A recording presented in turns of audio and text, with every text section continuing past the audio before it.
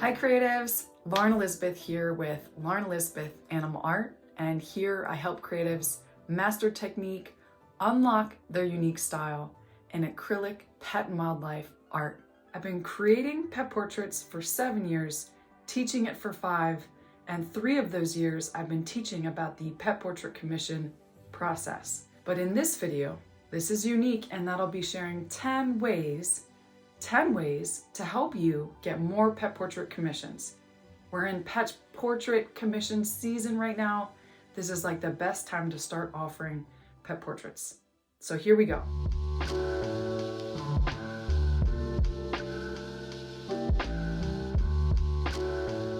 All right, so as you watch me finish Kiwi the Maine Coon's commission, I'll actually be showing you how I fix the mane and add those accent colors at the end, adding hints and splashes of violets and oranges and pinks, all while I rattle off these 10 ways you can get more pet portrait commissions.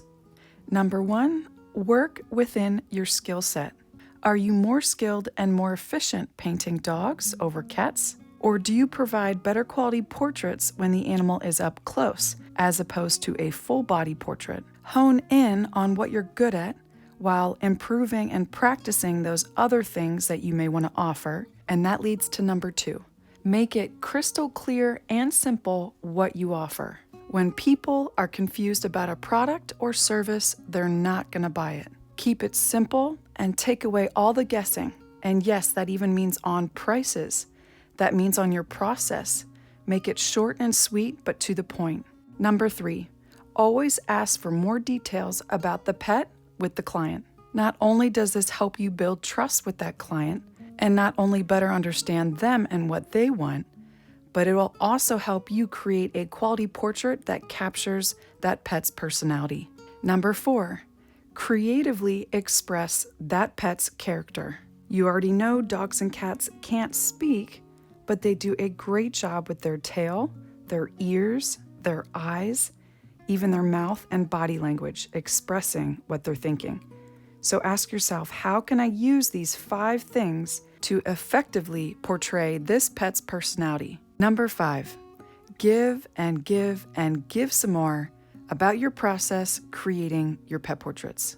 Hi creatives, sorry to interrupt, but if you've been itching to find your own authentic artist style, especially in your pet portraits in this overly saturated field of custom pet portraits, I encourage you to check out my new course, Original Animal Artists.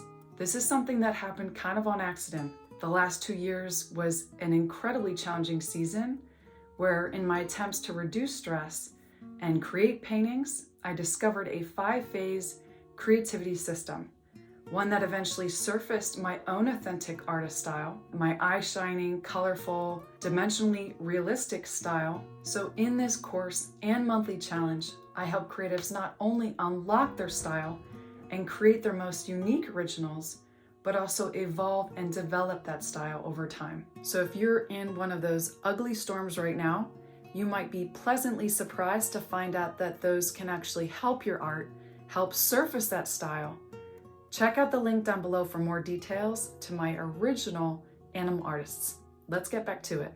Giving away and teaching about your process, why you paint, how you paint, the materials you use, and especially showing the transformation of your canvas or paper, showing the beginning all the way to the end through video or through images, is going to naturally draw people in. Number 6. Start the pet portrait commission season that we're in right now off with a sale. So around the end of September, around the beginning of October, so honestly right around now, where you run some kind of campaign with a deadline so people take action right now, and this gives you time to jump on commissions so you can get them done in time for the holidays. So some quick examples, you could have a 3-day sale on your smaller size portraits, taking 20% off. Or you can even offer in your next video or post that the next 5 people to purchase pet portraits get half off. Number 7, keep in touch with past clients. With their permission, you could add them to your weekly newsletter. You can send them holiday cards. You can also email them personally and let them know about your campaign or your sale that you're running on commissions. Give them first dibs on that sale, maybe a day before you tell the public. Number 8, where people find you to learn about your pet portrait commissions, add reviews and testimonials. And better yet, place the nice things they said about your commission next to the image you painted for them. And furthermore, them holding it or the commission next to the pet. That leads me to number 9, just ask.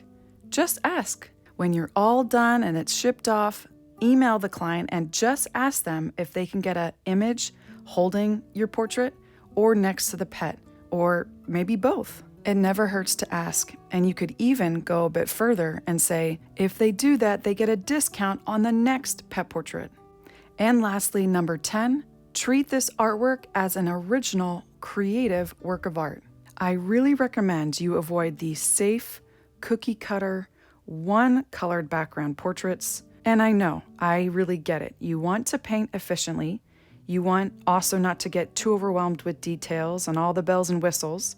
You might even be a relatively new artist at pet portraits. But if you want to stand out, you must be unique. Maybe add some patterns, some flowers, some leaves, a bow tie, a bandana.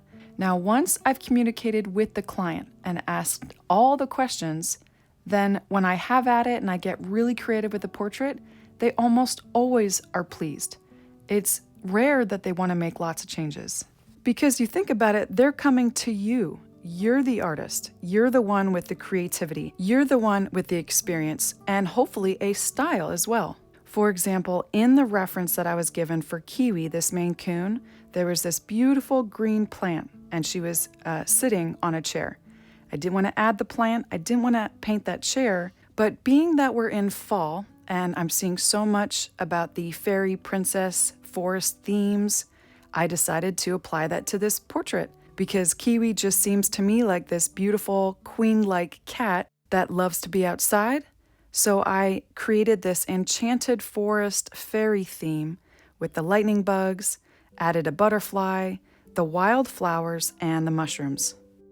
And of course, those final touches that you've been seeing me do, those hints of purple and orange and pinks to the fur. Colors that so nicely complement this background and Kiwi's very yellow-brown fur. Now I've added those 10 things in the description below this video, but guys, if this was helpful, please subscribe and like for more pet and wildlife tutorials on technique and how to unlock your style. Thanks for watching, guys. I'll see you soon. Bye.